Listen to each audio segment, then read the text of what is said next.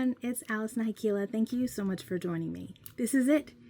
It's the grand finale. It's officially day 13 of the Spellbinders 13 Days of Craftoween, and I have been having so much fun. I know I keep saying it, but it's true because Halloween is my favorite holiday. It's my favorite day of the year, and I have had so much fun celebrating early with all of you. So let's take a look at what's inside the very last day of this magical kit. I am so sad that it is the last day, but I'm so excited to see what's in here. And now at least I can go back and take any of the sets that we've used over the past 13 days and combine them and do all sorts of fun things. So, okay guys, this is it. Oh, a casket. Look at that. With the hand. I love that. I have a great story to tell you about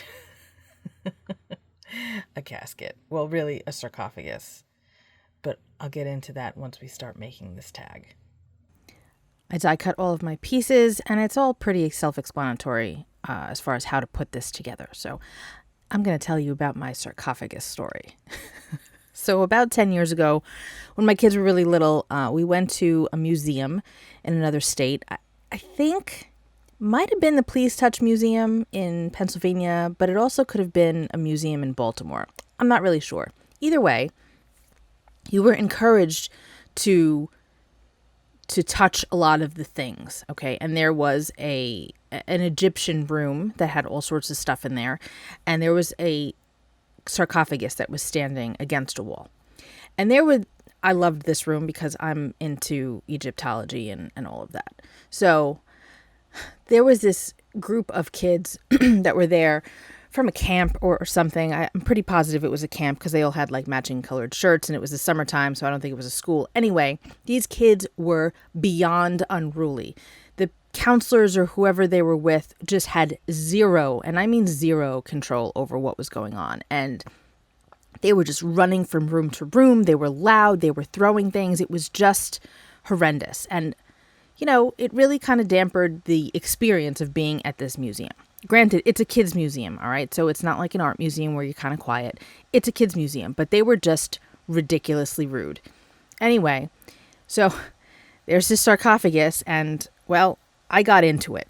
I got in the sarcophagus with a skeleton at my back, and when these kids would go to open the sarcophagus, because, again, that was something that was encouraged at this museum, I jumped out and scared them. And they ran and they screamed and they left the room and didn't come back. And then it kept happening with the same group of kids. It was hilarious. A couple of them would kind of creep back up and like see if I was still there. And man, it made the whole experience worthwhile. It was hilarious. I have pictures of me in the sarcophagus. It was just such a funny situation. And it made it all better. And they stopped being loud, unruly, and obnoxious. And we had a great time. So that's my sarcophagus story. Yeah. It was fun. Anyway, back to the tag that we're making. I did some ink blending on here, just a little bit. I'm doing some gluing right now. Gonna do a little bit more gluing in a moment to get that hand on there. Thought about making it more of a white, like very pale hand, but I went with this color instead. It was fine. We can do all sorts of things. Maybe have a whole bunch of hands coming out of the coffin. That could be fun too. Look at that. I love the wood texture on there. So cool. Okay, so now we're going to play with our tag background. I've got some antique linen distress oxide, and I'm going to grab some old paper distress oxide, and I'm smushing that all over my glass mat there, and I'm going to spritz it with water. And we're going to just spray our tag. Now, keep in mind, the tags are not like a heavy duty cardstock. They're not like watercolor paper or anything like that. It's just a tag that you would find at like a business. Okay. Nothing fancy. So it's going to warp a little bit. It could even pill a little bit depending on how much water you get on there. But that's fine. We're doing Halloween tags. That type of thing is totally okay. I decided to go a little darker. And I added some ground espresso distress oxide into the mix as well. I had dried this layer that I previously shared with you off camera with my heat tool. So yeah, now I'm just dipping and smudging, and I'm using my finger to get the area around like the hole, because it's dimensional there. So by adding that little bit with my finger, it doesn't have like this naked space without any ink. It looks much better this way. Don't worry about getting a little bit of this color on your fingers. It will come off right away. It's not like red that tends to stain. It'll come right off. So I did some more heating off camera, and I'm going to go back in. Distress Oxides layer beautifully. So it's definitely, you'll get more of a cool effect if you do that. If you keep layering the color and drying in between the layers. I tried using my round watercolor brush to get some splatter, but it just wasn't splattering enough. I really need to get some neutral Distress Oxide sprays. I only have like colors like Villainous Potion and Salvaged Patina. I need to get a couple of those neutrals. Antique Linen is very high on my list because it's just a great color and it breaks down in such a cool way. I just love that one. Love it. One of my favorites for sure, which is weird because, you know, it's such a neutral, but it's great. See the pilling on there, the texture that you're getting? That's because there's so much water on this tag, because it's not really meant to take so much water, but it's working. Now I have some Walnut ink from Imagine. I decided to not use the Java I used the other day because I really didn't want that green color. So the walnut ink color doesn't break down to green. So I just did some quick splattering. Here I have Clear Bark embossing powder from Stampendous. I love Clear Bark embossing powder. It is a brown, but it is a transparent brown, and it gives you some really cool effects, even though it's nothing fancy.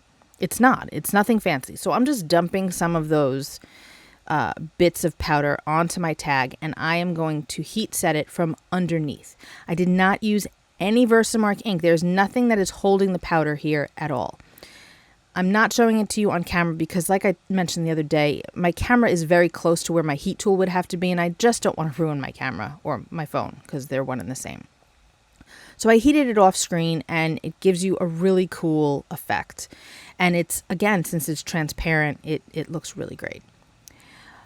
So if you can't find that particular powder, just look for something that's transparent and see if you can work with that. You might be able to even use clear and color it with like an alcohol ink and do it that way.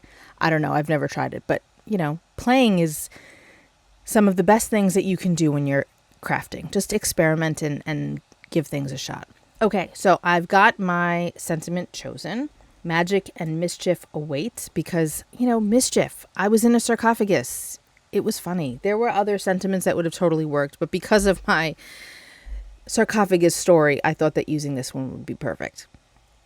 I didn't want to fussy cut it. I wanted to give it a torn edge. I wanted it to look old, sort of like a papyrus from Egypt. I thought that would work really well. So I'm tearing the edges. As you could see, I'm holding the sentiment in my left hand, and I'm pulling the piece that I want to take away up with my right hand, and that gives me the nice rough edge. If I did it the opposite way, I'd have a cleaner edge, still a little messy, but cleaner, and I didn't want that. I want it to be nice and rough.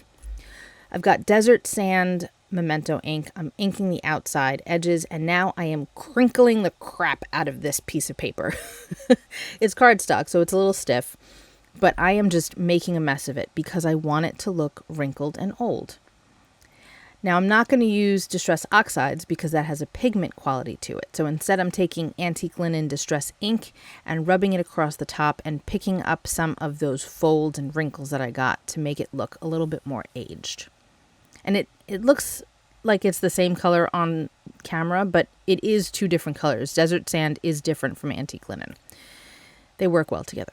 So now I have some 1mm foam tape from scrapbook.com, and I'm cutting those pieces down so that I can pop that up. I don't want to just glue it flat with my Barely Arts glue. I want it to be textural and bumpy, and I want those wrinkles to really show. So that's why I went with the foam tape.